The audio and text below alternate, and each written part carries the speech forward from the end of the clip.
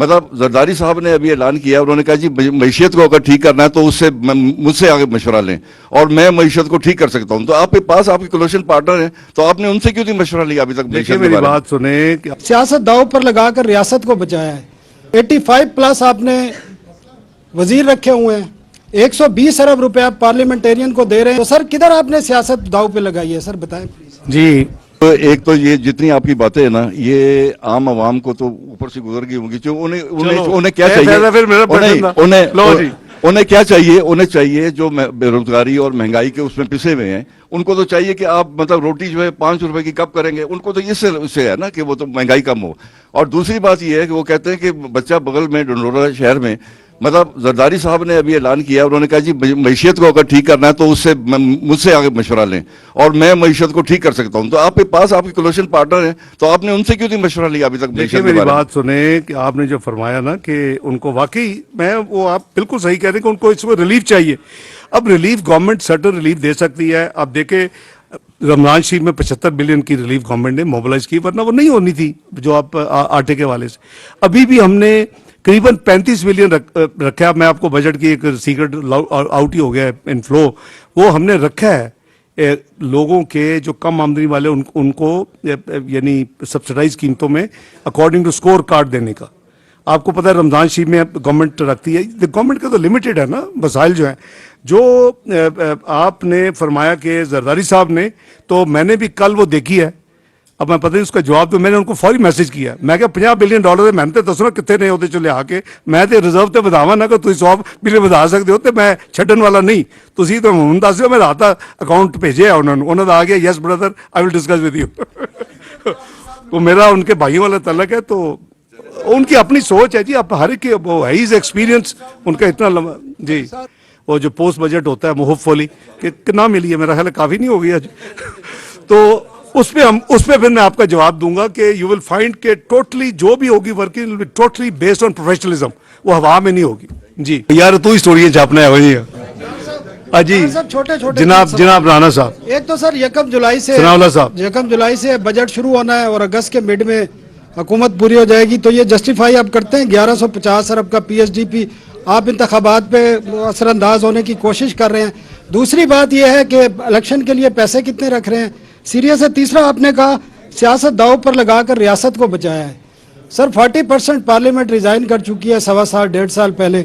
85 plus आपने वजीर रखे हुए हैं, 120 अरब रुपए आप पार्लियामेंटेरियन को दे रहे हैं और बजट अनाउंस से एक दिन पहले आप 5-10 अरब रुपए दे रहे हैं। तो सर किधर आपने सियासत दांव पे लगाई है? सर बताएं प्लीज। जी, एक तो ये जो आपने कहा, मैं समझता हूं कि ये किसी भी इलेक्टेड गवर्नमेंट के कहीं कदर नहीं है कि वो अगर उसके पास 1.5 महीना है तो वो पूरा बजट ना दे। हाँ, केयर टेकर के ऊपर कदरन है। आपको भी पता है कि 4 महीने से ज्यादा बजट नहीं दे सकते, इसीलिए आपने देखा कि कॉन्स्टिट्यूशनल ऑब्लिगेशन है हम पूरा बजट दें। हम पार्ट बजट नहीं दे सकते, ये हमारी आईनी जिम्मेदारी थी और है, और हर हुकूमत की है रिगार्डलेस। अगर वो जून तक है तो उसका काम है, चाहे वो अगले 1 हफ्ते के लिए उसका टेन्योर खत्म हो रहा है। तो एक तो ये है कि ये we would have been failing in discharging our constitutional obligation अगर आप फुल फ्लैश बजट ना देते। नंबर 2, देखिए अपना सावला साहब, अगर आपने अपने मुल्क को 3.5% पे ग्रोथ पे लेके जाना है, एक टोटल इंटीग्रेटेड है ना, ये तो नहीं हो सकता है आप कुछ करें भी ना। और आप उसके लिए भी ये नहीं है कि आप कोई खुदा ना खास्ता 8 या 9% पे फिस्कल डेफिसिट प्रोजेक्ट हो रहा है, कल नंबर आपके पास आ जाएंगे। तो अगर आप समझते हैं कि सारा ओवरऑल रेवेन्यू, स्पेंडिंग और अपना डेवलपमेंट करंट और सारे अगर इंटीग्रेटेड आपको ये शो करते हैं कि ये जस्टिफाई करता है 1150 को, तो then I think we should be all happy कि जी हम सही डायरेक्शन में जा रहे हैं। तो मैं समझता हूँ कि वो उस पर राणा साहब कोई अनरिजनेबल नहीं है। इलेक्शन के लिए कितने पैसे रखे, इलेक्शन के लिए जब ये सारी डिबेट शुरू हुई थी, मैंने उस वक्त भी कहा था, देखे बजट में मैं तो फिस्कल डिसिप्लिन का बहुत बड़ा दाई हूँ और मैं हूं और उसकी कीमत अदा भी की है जिंदगी में, मैं आई डोंट रिग्रेट। लेकिन ये बजट में 5 बिलियन था, बहुत लोगों को मिसअंडरस्टैंडिंग है।